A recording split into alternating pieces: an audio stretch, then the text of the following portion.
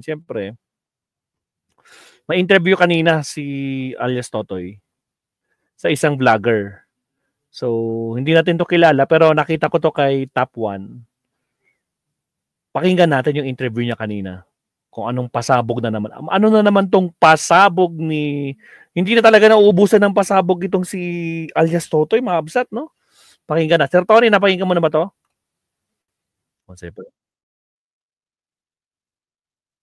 Pakinggan natin to. Okay. Let's do this. Live interview, mga absat. Oh, ang title niya, live interview kay Julie Dondon Patindongan. Kanina lang, alias Totoy ng Latigo News TV. Ayan. O, sa mga di pa nakakapag-subscribe dito kay Latigo News TV, na kaibigan ni Top 1, pwede nyo rin subaybayan mga kapatid. Subscribe natin to. Ayan, nakasubscribe na tayo. So, kitang-kita, may ebidensya. Nag-subscribe tayo, website, no? So, ayan, pakinggan natin yung... Pero syempre, hindi kasi natin to kilala. Ang nakakakilala dito si Top 1. So may nabanggit si Top 1 dito about him na tinulungan ata siya ni Top 1. Hindi, tinulungan niya si Top 1 nung panahon na medyo nangangailangan si Top 1. Kaya pero syempre ako kalan tayo. Makikichismis lang tayo sa live interview niya, no? Pakinggan lang natin, mga absat. Papakinggan natin. Syempre gagamitin natin ng pinagbabawal na technique. Ha? Para mahirap na, no? Pero kung magiging kaibigan natin to, why not coconut, di ba? So, let's do this. Here we go. So, okay, magandang hapon sa Mario Batigas. Isa na namang mainit na talakayan ang ating pag-uusapan sa hapong ito. Teka nga. Hapon po sa mga... Silipin nga natin itsura niya.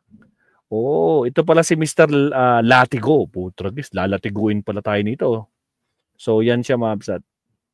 Okay. Gamitin na natin yung pinagbabawal na technique. Larga. Nakikinig at nanonood sa ating ngayon, nationwide, worldwide. Ang ulo ng ating mga balita, abangan nyo po mamaya. Marami po tayong pag-uusapan. Una sa ating pag-uusapan, retired General Estomo, gawa-gawa lamang di umano ni alias Totoy ang mga paratang nito at sa pagdawit sa kanya sa missing sa Bungero. Wait lang, may nakalimutan pa akong isa para sigurado. Bilisan natin. Siyempre content niya pa rin to, mga kapsat, kahit pa paano nire-respeto kayo. Pero siyempre, gamitin na lang natin yung pwedeng possible na technique na pwedeng gamitin. Alright. Larga. Cross.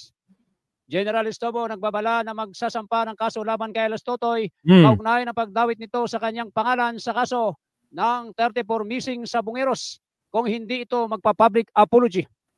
General Nicolas Torre at Senador Rapi Tulfo nagbabala sa mga pulis na hindi ito sa mga kain ng tuwigan ng sorbali pa ating makakapanayam. Yan. Nationwide, si alias Totoy, mga kaibigan. Pero nakakapagtaka, mga absat, paano niya nakausap itong si alias Totoy? Meaning, kakilala niya si alias Totoy? Tataka lang ako, paano niya nagawa ng paraan makausap itong si alias Totoy?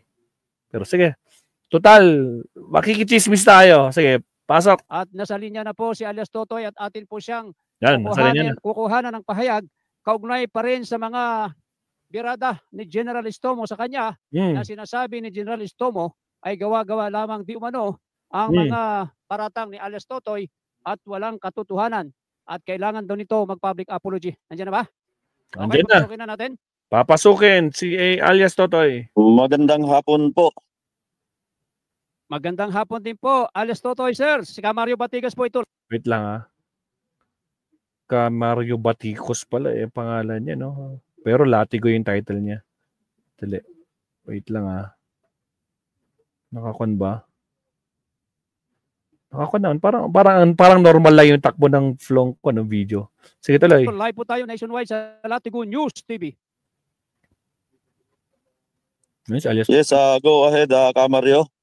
Opo, unang-una po, ang una po namin katanungan, kamusta po kayo, alias Totoy, sir? Sa kabila ng kayo ay alam naman natin na may banta sa inyong buhay. Kamusta po kayo ngayon? Okay naman ako. Andito naman ako sa pamalaga ng PNP. Okay, salamat po. Pangalawa po sa ating katanungan, alias Totoy, sir, ano po ang nag-udyok sa inyo at ano ang nagbigay sa inyo ng motibasyon kung bakit ngayon lamang kayo lumabas upang ilantad o isiwalat ang pagkawala ng 34 missing sa Bungiros? Tulad ng sinabi ko, hindi na buhay ko na at buhay ng pamilya ko na ang pinagbantaan na ako eh. Kailangan ko na lumaban. Hindi na pwede na magnahimik na lang ako sa isang tabi. Pangalawa, mabigyan ko ng hustisya ang pamilya ng mga missing sa Bungiro. Ligasin na sa akin yan bago man ako mawala sa mundong ibabaw na ito. So ngayon po ay talagang yun ang naisip niyong paraan na bago man lang kayo ipaligpit, ay talagang nasabi niyo na yung mga nasa likod ng 34 missing sa Bungiros, Sir alias Totoy. Yes, opo. Ngayon po, ito na po yung, okay ba? Nakikita ba si Sir, ano? Ito Nakikita. na po yung ating katanungan kasi ngayon, mainit na naman sa mainstream media at maging sa social media na sinasabi ni retired General Junel Estobo ay gawa-gawa lamang daw ang iyong paratang sa kanya na siya ay walang kinalaman sa 34 missing sa Bungiros. Una, sinabi ko naman talaga na membro lang siya ng ALPA. Wala akong sinabi na siya ang nagmando na mayroong mawalang missing sa Bungiro. Yun lang ang sinabi ko na membro siya ng ALPA. Dahil sa isang set, kasama siya doon, 3 sila ni Bernie Tacoy at saka ni Lito Gira. Tulad ng sinabi ko, kaya wala siyang pangalan dahil lubog nga siya. Alam niya yung term na lubog. Opo, at sinasabi din niya. Ano kaya yung lubog na yun? Nawiwirdo na. Ano kaya yung lubog na sinasabi ni Don Don? Na hindi siya miyembro ng Alpha Group at wala siyang mga manok at hindi siya nagsasabong. Kaya nga, ito nga, sabi ko nga sa kanya, ito lang ang sasabihin ko sa kanya. Noong January 28, 2023, January 28, 2023. derbihan doon sa loob ng farm ni Lito Gira. Wow, nagpa-derby daw. Putragis. Sige tuloy. At isa ako na imbitado doon na napadala ako ng manok. At sabi nga ng handler ko, may picture nga doon sa farm ni Lito Gira, sabi nga ng handler ko, may picture pa. Ibig sabihin may ebidensya. Boss, pinagbawalan dito mag-video, gawa ng may bisita, nandito yung isang general. They help me from Larangan na naman tayo. Wait lang Larangan na naman tayo, mabsad. Cheers! Cheers! Dalawa pa yung harang. Sarap kainuman. Ngayon, kung sinabi niya nagsisinungaling ako, pambira naman, Sir Estomo. Minura pa. Putragis. Pambihira daw. Nako po. General, paano ba yan? Kung magsalita ito si Don Don, talagang siguradong sigurado Colonel ka pa lang, kilala na kita dahil doon sa Meridian. Yun, Colonel pa lang, magkakilala na pala kayo. Kilala ka na niya. Di ba? Colonel, hindi ka pa general noon, pero nakapaw. Noon sa Meridian ni Atong Ang, yung waiting, lumandyang ka na, kasama na kayo ni Lito Gira. Kaya wag ka magsinungaling na hindi mo kilala si Mr. Atong Ang. At sinasabi nga niya na wala siyang farm, wala siyang mga manok, pero ayon sa inamin niya rin na nagbe-breeding siya ng manok. Tama po ba? Ay, yun ang hindi ko alam kung nagbe-breeding sa wala. Una, kung talagang wala kang hindi ka alpha, bakit nagkaroon ka ng betting station? Inamin mo rin na may betting station ka doon sa inyo, sa Jinsan. Paano mo ngayon masabi na hindi kayo magkakilala ni Mr. Atongang? Okay. Ay ano namang masasabi nyo, Sir alias Totoy, doon sa kanyang ipinresenta na certification na mula sa Pitmaster Foundation na siya daw ay hindi involved o hindi siya miyembro ng Alpha Group at wala siyang kinalaman kay Mr. Atong Ang, Sir alias Totoy? Natural, hindi talaga siya involved dahil Pitmaster, anong tawag niyan, yung saan siya kumuha, doon siya kumuha sa Pitmaster Foundation. Doon siya kumuha sa Pitmaster Foundation at hindi naman yan yung lakiit ang kampanya ni Mr. Atong Ang. Yung Pitmaster Foundation lang yun. Tumutulong lang yun sa may mga sakit, hindi do. Bakit doon siya kumuha ng certification? So lumalabas yung certification ni retired General Junel Estomo ay hindi magkakaroon ng collaboration or ebidensya na hindi siya miyembro ng Alpha Group. Tama ba, alias Totoy? Yes, katulad na ng sinabi ko, wala talaga siyang pangalan dahil active siya na pulis. Sa madaling salita, alam niya yung term na lubog. Ang grupo niya, si Bernie Tacoy, hindi pa naman yan mayor noon, at saka yung si Lito Gira. Bakit kailangan niya i-deny? Sabihin niya na hindi kami magkakilala. Inimbitahan nga ako nung derby niya eh. Nagpadala ako. Paano ba yan? General, inimbitahan nyo pala ito si... Naku po, paano yan? Guys, kanino kayo naniniwala? Oh. Press 1 sa mga naniniwala kay Don Don. Press 2 sa naniniwala kay General. Putragis. Naku po, laglaga na naman to. Sige tuloy. Ako ng manok. Napadala ko ng manok doon sa palaban niya. May palaban siya doon sa loob mismo ni Lito Gira. Alam yan ng mga sabungero. Kahit sinong sabungero na involved dito sa Alpha o Delta, Charlie, alam ng lahat na nagpa-derby siya doon. Aha. Ngayon, merong matinding banat si General Estomo na kapag hindi ka nag-public apology ay magsasampa siya ng kaso laban sa'yo. Ay walang problema, magsampa lang siya ng kaso. Pero hinahamon siya. Ang tapang talaga mga kapsa to. Wala daw problema guys. O di magsampahan ng kaso. Nakakabao. Paano ba yan? Matapang. Ibig sabihin talagang merong pinanguhugutang ebidensya itong si Con. Si alias Totoy mga kapsat. Ganyan siya katapang eh, di ba? Biro nyo, ganyan siya katapang. Di ba? Talagang siguradong sigurado siya. Hindi magdemanda siya. Di ba? O isa pa, tinan nyo, pakinggan natin. Si General Estomo na kapag hindi ka nag-public apology ay magsasampa siya ng kaso laban sa'yo. Ay walang problema, magsampa lang siya ng kaso. Pero hinahamon ko siya, kung nagsisinungaling man ako, hamunin ko siya, magpalay detector kaming dalawa. Tingnan natin kung sino sa amin dalawa, kasama na yan si Atong Ang, magpalay detector kami. Ngayon, nakita ko sa kanya, parang lahat ng interview niya, sa lahat ng channel, ang nakikita ko sa interview niya, para siya ang defense counsel ni Mr. Atong Ang. Subukan yung panoorin, yung mga interview niya. Lahat, paninira sa akin, parang nangyari na si Mr. Atong Ang tahimik, siya na ang nagdi-defense kay Mr. Atong Ang. So, napanood nga po namin yung mga interview na yon at nasabi nga niya na napakabait na tao si Mr. Atong Ang at hindi niya raw kilala si Mr. Atong Ang at minsan lang sila nakita. Tama pa ba yon? Yun nga lang, napakabait ni Atong Ang daw pero minsan lang sila nagkita. Paano niya nalaman napakabait? Minsan lang sila nagkita. O doon pa lang, sumabit na siya. Paano niya nalaman na mabait si Mr. Atong Ang? Minsan hindi man pala sila nagkikita at hindi niya kilala si Mr. Atong Ang. Paano ba nangyari ngayon yan? So guys, kanino kayo naniniwala? Matragis. Palaban ng ating alias Totoy mga kabsat. Palaban. O, di ba? Nakakapao. Aha. So ngayon po, ano ang plano nyo ngayon dahil magsasampa nga siya ng kaso laban sa iyo? Parang pinalalabas ni General Junel Estomo na ikaw ang nagsisinungaling at siya ay tama dahil hindi nga siya miyembro ng Pitmaster. Sorry, ng Alpha Group. Oh, yun na nga lang. Kaya nga sabi ko nga sa kanya, una pa lang, hindi ka pala kasali, wala ka pala alam dito sa Pitmaster, hindi mo pala alam ang Alpha Group. Bakit marami kang bidding station? Dahil pag hindi kilala ng Pitmaster, hindi yan pinapayagan na maglagay ng bidding station. Pangalawa, hindi papayagan ng Pitmaster na magpadirby ka doon sa sariling farm ni Mr.